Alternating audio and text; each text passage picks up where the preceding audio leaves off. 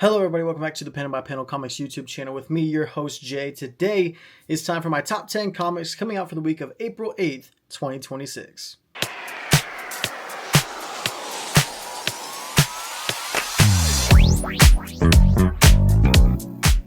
And before we get into the video, if you guys enjoy comic book content, go ahead and hit that subscribe button for nearly daily comic book content here on the Panel by Panel Comics YouTube channel. I do my top 10 comics, my Panel by Panel comic reviews, new comic book day vlogs, as well as my buy or sell videos. 4 videos out of the 7-day week. And let's go ahead and get this top 10 kickoff with the notable comics coming out that I am not personally picking up for the week of April 8th, 2026. We have Action Comics 1097. Wolverine, issue 18, Web of Venom, issue 1, and then finally Spawn, issue 374.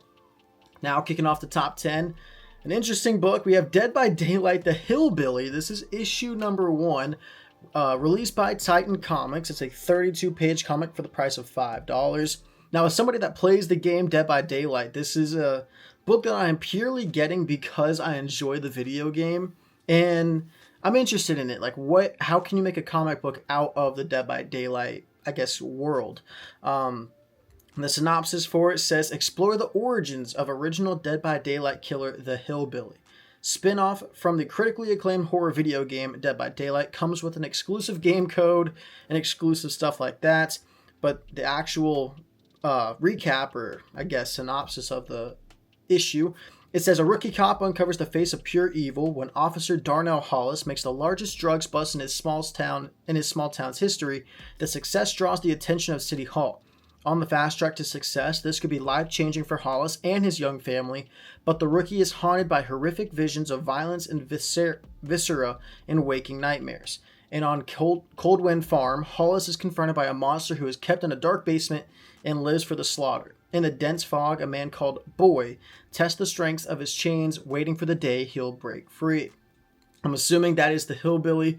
I'm really interested in it. It's a, I believe, mini-series. Not quite sure how many issues, but I'm getting issue 1. This will be on my buy or sell video Fridays, so I'm looking forward to it. It comes in at number 10 on my top 10. Coming in at number 9, we have a Marvel comic. This is Null, issue number 4, 32 pages for $5. In the previous issue, we saw Null basically kill Thanos, and he's turned into this light god, and I'm interested to see what Al Ewing is going to do with the Null character. We only have one more issue after this, as it is a 5-page mini, or a 5-issue mini. This one is titled Into the Light. Null's desperate quest for new powers has brought him to the Lumina doorway, but passing through won't be easy. A familiar foe stands guard to judge Null's worthiness the hard way, if necessary. Will Null ascend to glory, or will he descend into the cosmic obscurity? Find out in the colossal fight for the light in the Light Force dimension. Interested? It's kind of starting to fall off for me. I still will finish it because it's only going to be a 5-issue mini, but it still comes into my top 10 at number 9 just because I enjoy the character of Null. I just don't like this light god stuff. I want to see him be the dark symbiote god like he was originally gonna be under Donny Cates, but of course Donny Cates had a whole lot of stuff happen to him, so Al Ewing is kind of running the show with the Null character. Coming in at number 8, we have Absolute Green Lantern. This is issue number 13, 32 pages, $5, another Al Ewing book. This synopsis for this is pretty simple. Tomar-Ray is here, and he will not allow Joe Mullen's inexperience to compromise his mission. It's anomaly versus anomaly. At the end of the previous issue, we saw Tomar-Ray arrive to Earth and try to recruit Joe Mullen to help him go fight Mogo and the Black Star. I'm interested in what Tomar-Ray is going to be talking about. We're also going to get Sinestro, it appears, in this issue. And I want to see if Hal Jordan's Pink Lantern comes along, or if the Obsidian character somehow comes back, because we saw that there was a person inside of him. I believe his name was Todd Rice. I'm going to be interested to see how much Hector Hammond we also get in this issue, because he's kind of just been a side villain, even though he's the main villain for this Absolute Green Lantern comic. We haven't seen a whole lot of him, and it kind of is resulting in a really slow build-up. It's really slow here with Al Ewing. Hopefully it picks up here in issue number 13.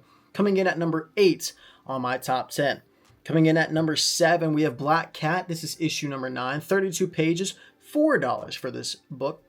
Written by G. Willow Wilson. The artist is a combined of Gleb Melnikov and Andres Genelit.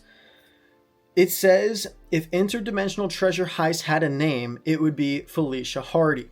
Everything is going wrong for Black Cat and Venom. They're getting away with their prize, just not the prize they set out for. Instead, treasure may turn out to be a hyper-destructive, multiverse-ending apocalypse machine. I wonder how much Felicia can get for it.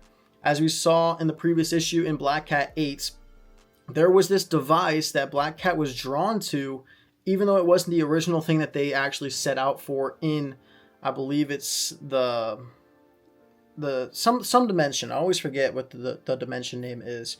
But they went out seeking MJ's first ever audition tape because MJ was like embarrassed from it. And I didn't like that whole premise, but this is introduced a new section, an additive to the story to enhance it. I like the idea of Felicia kind of getting sucked into this really crucial and important, I guess, jewelry device. Not jewelry device, but I guess interdimensional treasure. So that's going to be interesting. Will Felicia be sucked in? Will MJ be able to pull her out? As you see kind of in the cover, it looks like she's being pulled up by Venom. Interested to see what's going to happen here in Black Cat issue number 9. It comes in at number 7 on my top 10. Coming in at number 6, we have a DC Vertigo issue. This is Bleeding Hearts, issue number 3, 32 pages, $4. At the end of the previous issue in Bleeding Hearts number 2, we saw Poke kind of retrieve the toy for Rabbit. We saw Mama and Rabbit. I keep forgetting their names, but he's tried his best to convince the mom that he means them no harm and that they should stay hidden. But for Mama, trust is something hard-earned. So how much of a risk is she willing to take? And can Poke keep the latest hunting party from descending upon their hiding spot? We know Poke has a soft spot for the human race. He's not one of those zombies that just wants to eat people just to eat people because it helps feed their hunger.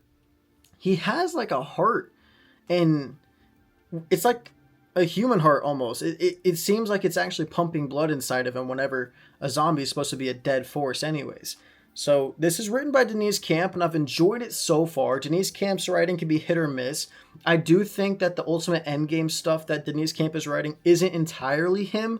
I think a lot of that is probably Marvel trying to push a narrative for their next Ultimate Universe Reborn that's about to be coming out here in the summer. I believe it comes out in June, issue 1 of that. But I've enjoyed Bleeding Hearts so much, and I've enjoyed a lot of the DC Vertigo titles, just like Bleeding Hearts, like End of Life, and I've enjoyed some of the other stuff as well. Not so much, but Bleeding Hearts and End of Life were my top 2. And I'm interested to see, will the mom and daughter survive in this issue, or will they suffer the unfortunate death of getting absolutely savaged by the zombies? So interested in that.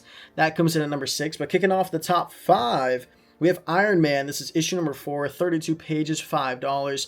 This is titled Tony Stark Disassembled. On the title, it says Iron Man Disassembled. The Golden Avenger is trapped in a puzzle of his own design, forced to test his skills and knowledge. Not as Iron Man, but as Tony Stark. Can Tony embrace his role as the most dangerous weapon in the Marvel Universe to escape? What new technology will he create to defeat Madame Mask's maze? Tony is in this maze because he found out the hiding spot for Madame Mask and where she's keeping all these hostages, I guess you could say. She kidnapped them and she's making them try to make new tech for her AIM campaign, I guess, because there's an AIM civil war going on. There's no head of AIM since Baron Zemo died in the One World Under Doom arc last summer. So now there's an AIM civil war going on. MODOK was in the previous issue. We'll probably get some of MODOK here in issue number 4. But Tony, he's trapped by Madame Mask, and she said, you got to create something new. You were trapped in the caves in Afghanistan. You created the Iron Man suit. Now you're trapped here. Create something new for me. So I'm going to be interested to see what Joshua Williamson writes around the Iron Man character to help him escape this trap of Madame Mask. So Iron Man issue number 4 comes in at number 5 for me. Now the final 4, we have an issue number 1. This is The Fury of Firestorm, 32 pages, $4 for this issue 1 comic book. Part of the Next Level event of DC. It's titled, well, obviously The Fury of Firestorm, but it says in the synopsis, The community of Bedford, Colorado is a sleepy small town. The people say hello to their neighbors, attend town hall meetings, and root for the local high school football team on Friday nights. But this idyllic small town is thrown upside down when the nuclear man arrives and starts experimenting. Firestorm has turned buildings to sand and people to glass with no remorse and no warning.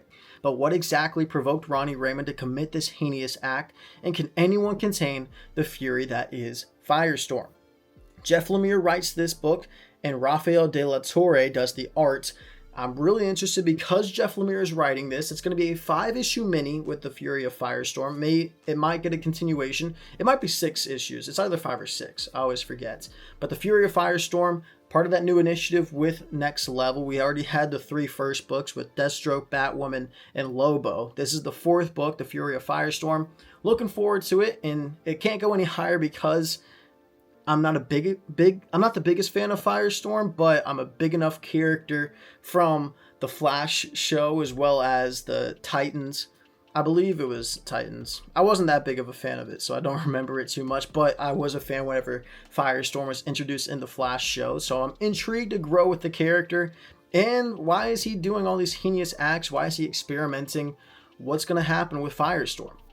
And he was also in the DCKO event, so you know that they were probably going to build off the character a little bit. But Fury of Firestorm comes in at number 4. The final 3 might be a little shocking that I have this one so high up in my top 10. I have Supergirl, issue number 12. We saw Kara get absolutely beat up by Lesla's sister, Zora Villar. She's known as the Black Flame. We also saw Boy Thunder at the end of the previous issue kind of emerge from the shadows. He might help save and kind of turn Supergirl into this cyborg girl that we see in the title. The synopsis says, the conflict in Kandor between the Science Council and the younger Kandorians is only growing more tense. Supergirl's first run-in with the rebel leader, Black Flame, ends with her broken and without her powers, forcing her to seek recovery with the Science Council. But despite Supergirl's warning, the Council has their own plan to stop Black Flame, a powerful clone capable of taking down anyone in their path. Enter Team Thunder. So we're going to enter Team Thunder in this comic book. And also the Summer of Supergirl is coming up for DC. So Supergirl might be a title that you're interested in. Highly recommend that you get the previous issue of Supergirl for the new jumping on point. So you can continue here with Supergirl issue 12. And I think Sophie Campbell's doing a tremendous job with the Supergirl character. I love that this is an actual story rather than the previous 10 issues that felt more just like one-offs. And now you're actually building to an actual event. Interested in this. Also, the Reign of the Superboys is the DC event going on currently. You have Superboys in all of the super titles right now. So Supergirl issue number 12 comes in at number 3. Coming in at number 2, we have Transformers. This is issue number 31. The Secret of Megatron revealed. Megatron has a vision that will change the course of his life, and no one in the Energon universe is safe. Probably the Autobots specifically, but also maybe some Decepticons might end up on the wrong side of Megatron if they try to be a little too forthgoing with Megatron, try to step up to him a little too much.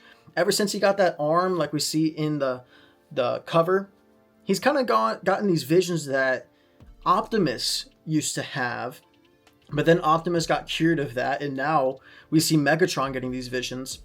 The Energon universe has been great so far. Hopefully it can stay that way with Robert Kirkman.